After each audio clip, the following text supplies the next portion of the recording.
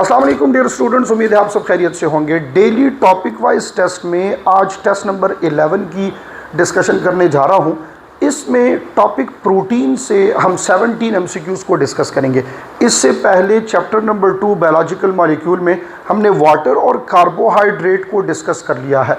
आपने लेक्चर्स देखे, test attempt किया, उसको हमने एक्सप्लेन कर लिया है।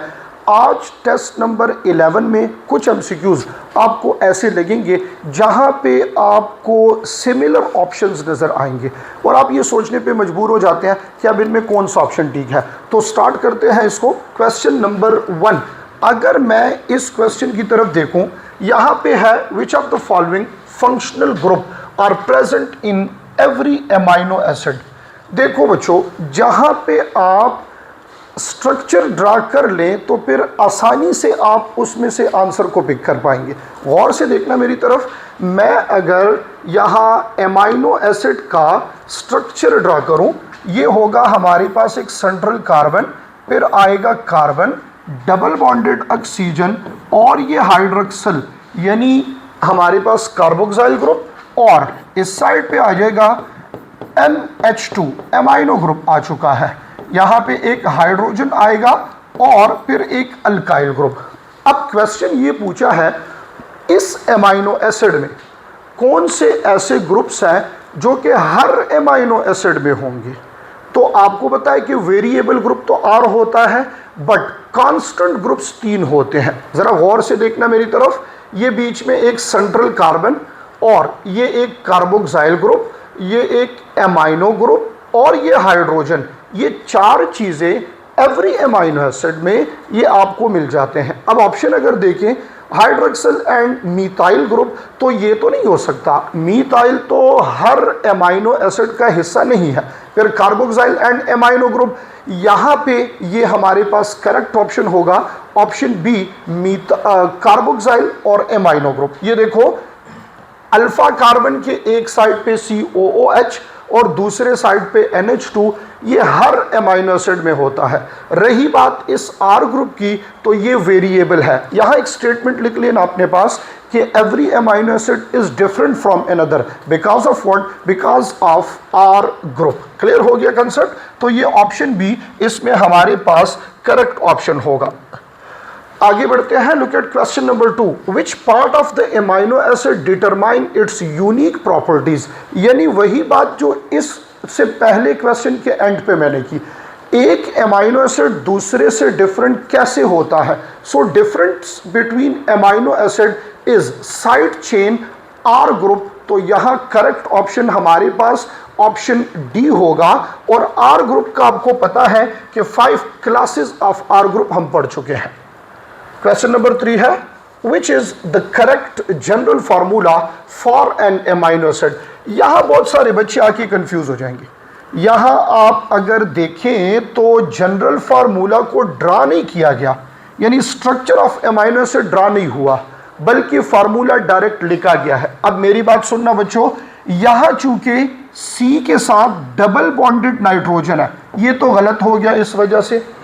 फिर एमाइनो ग्रुप है, CH2 है और वहां कार्बोक्सिल है। यहां मसला इस H2 ने बना लिया है, क्योंकि अल्फा कार्बन के ऊपर एक साइड पे हाइड्रोजन होता है। हाँ, ये फिर हो सकता है हमारे पास ग्लाइसिन से रिलेटेड, जो कि सिंपलेस्ट एमाइनो एसिड है। उसमें फिर इस अल्फा कार्बन के ऊपर वाली साइड पे भी हाइड्रोजन और नीचे वाली साइड पे भी हाइड्रोजन, यानी the R group of this amino acid, ये फिर हाइड्रोजन होता है, जो कि सिंपलेस्ट हमारे पास एमाइनो एसिड है। अब गौर करना, मैं अगर स्ट्रक्चर को ड्रा किए बगैर फार्मूला देखना चाहूं, तो ये सेंट्रल कार्बन है, ये इसके ऊपर हाइड्रोजन है, ये नीचे वाली साइड पे R ग्रुप है, एक साइड पे कार्बोक्सिल है, दूसरे साइड पे एमाइनो ग्रुप है। यू करके ऑप्शन सी हमारे पास करेक्ट ऑप्शन होगा।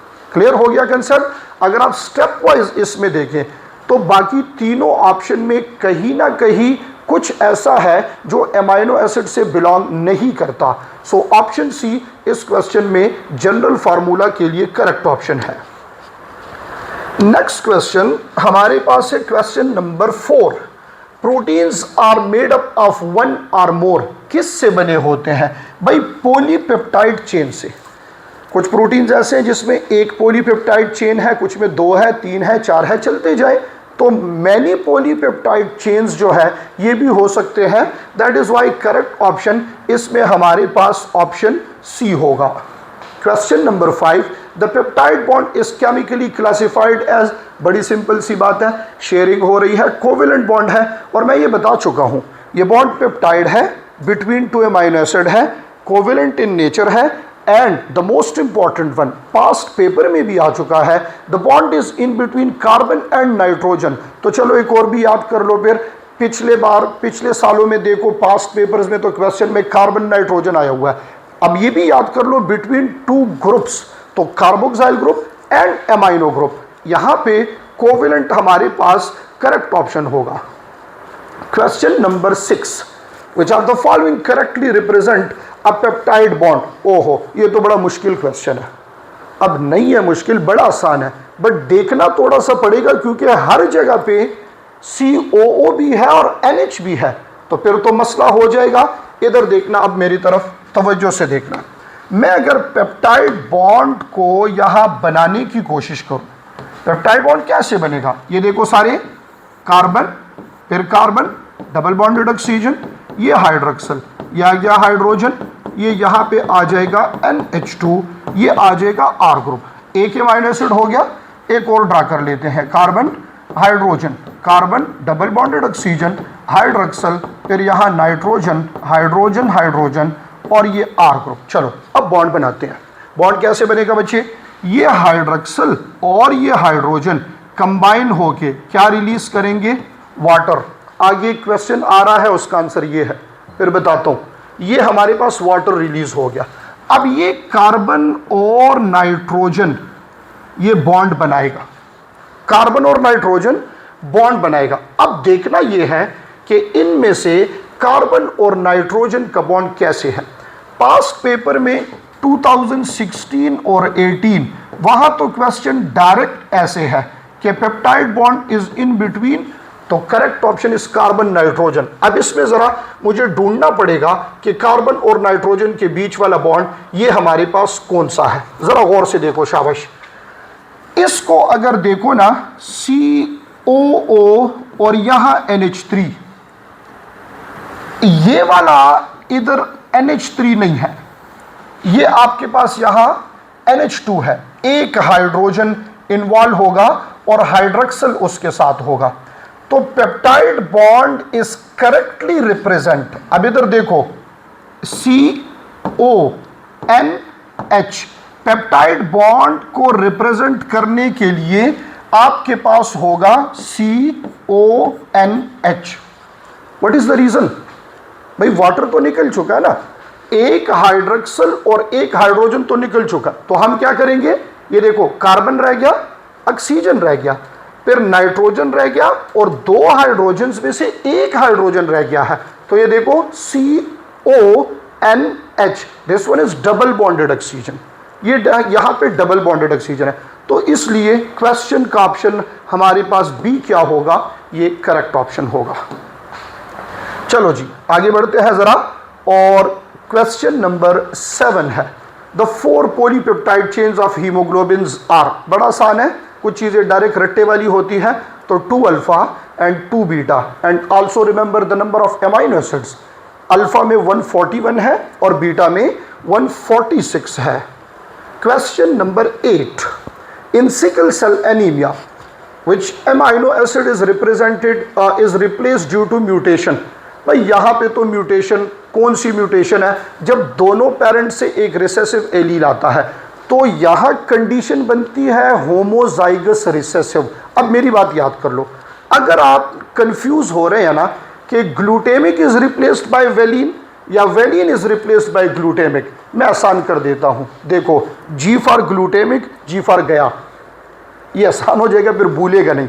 G for glutamic, G for गया, ग्लूटेमिक जाएगा तो उसकी जगह कौन लेगा? वेलिन ले लेगा, तो glutamic acid is replaced by valine. Option A is correct option. Look at question number 9, what is release during the formation of peptide bond? अभी जो मैंने बॉन्ड फॉर्मेशन की तो आपको बताया कि ये आगे आ रहा है, वाटर रिलीज होता है फॉर्मेशन ऑफ पेप्टाइड बॉन्ड के बीच। What is the reason? The reaction is actually condensation reaction.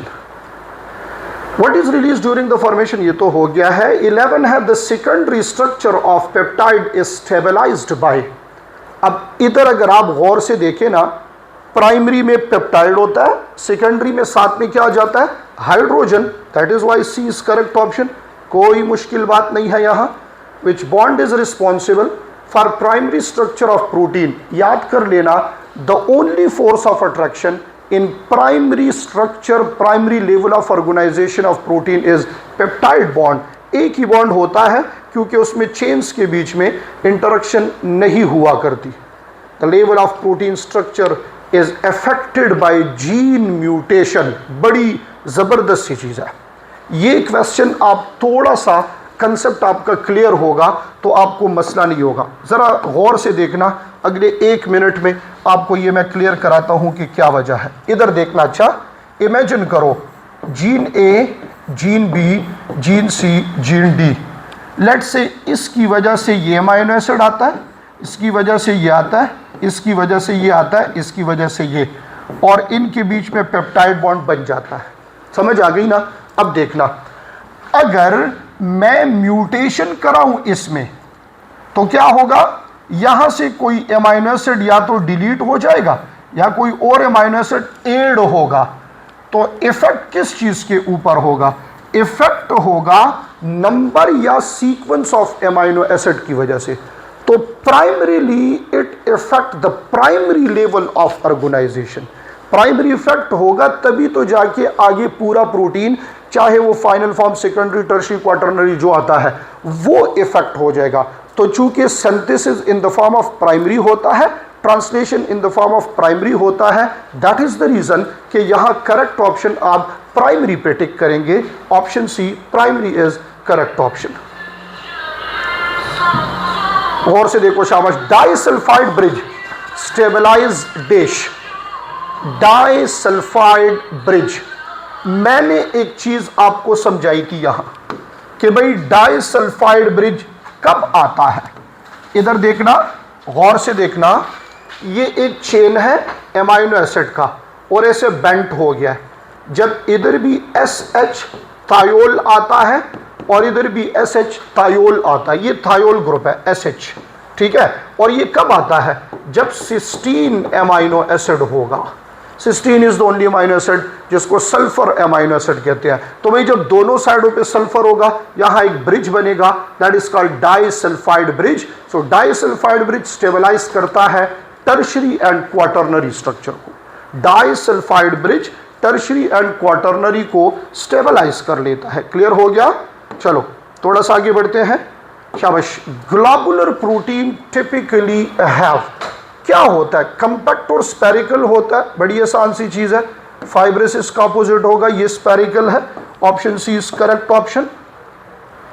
Which part of the amino acid determine its unique property? भाई आर ग्रुप की वजह से one amino acid is different from another. और ये question भी repeat हुआ है, वो जो जनरल फार्मूला है। तो general formula option C is correct option, जिसमें आर ग्रुप और कार्बन, कार्बन के ऊपर हाइड्रोजन, फिर नीचे आर ग्रुप, फिर एक साइड पे एमाइनो, एक साइड पे carboxyl. C is correct option. This is all about today's test. मिलेंगे एक और लेक्चर के साथ। अपना ख्याल रखिएगा। Thank you so much. अल्लाह हाफिज़।